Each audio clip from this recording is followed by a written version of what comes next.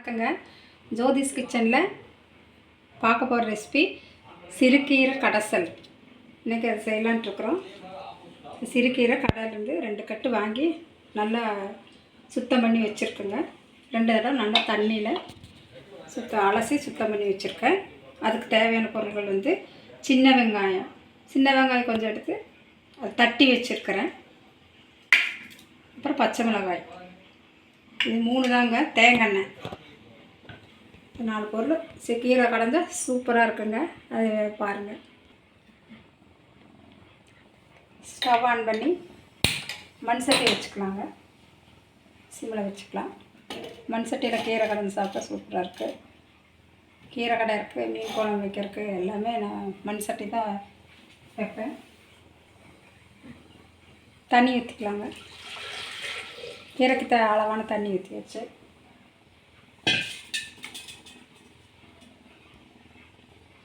தண்ணி நல்லா காஞ்சிருச்சுங்க. இதில் வந்து பச்சை மிளகா போட்டுக்கலாம். பச்சை மிளகா போட்டு 2 நிமிஷம் கொதிச்சோன்னா கீரை போட்டுக்கலாம். வெந்துருச்சுங்க, கொதி வந்துருச்சு. இனி கீரை போட்டுக்கலாம்.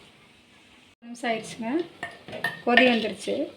இனி நம்ம அதை வந்து ஒரு திருப்பி விட்டுக்கலாம். கீரையை மேலால் இருக்கிற கீரையில் கீழே போடும்போது நல்லா திருப்பி விட்டோம்னா அது வந்துடும். அது இன்னொரு நிமிஷத்தில் கீரை வந்து என்றைக்குமே ஒரு பச்சையாக கடையணும். 2 நிமிஷம் 3 நிமிஷத்தில் இறக்கிடும் கீரை. அப்போ வெந்துடும். தாக்கலாம் கீரை பச்சை மிளகா 2 வெந்துருச்சுங்க. நல்லா பச்சையாக இருக்குது. அளவாக எடுத்தாச்சு 4 நிமிஷத்தில். இதுக்கு சின்ன வெங்காயம் போட்டுக்கலாம். தட்டி வச்ச சின்ன வெங்காயம் போட்டு தேங்காய் எண்ணெய் ஊற்றிக்கலாம். தேங்காய் எண்ணெய் தான் கீரைக்கு வந்து ஸ்பெஷல். லாஸ்ட்டாக ஊற்றி உப்பு போட்டுக்கலாங்க. கீரைக்கு தேவையான தேங்காய் எண்ணெய் ஊற்றி சின்ன வெங்காயம் போட்டிருக்கு. 1 நிமிஷம் மூடி வச்சிடலாங்க. பருப்பு மத்து வச்சு நீ கடைஞ்சிட்டு வந்து பார்க்கலாங்க. வந்தாச்சுங்க, அருமையாக வந்திருக்கு. கீரை கடையிறப்போ கொஞ்சம் பச்சை தண்ணி ஊற்றி கடைஞ்சிக்கலாம்.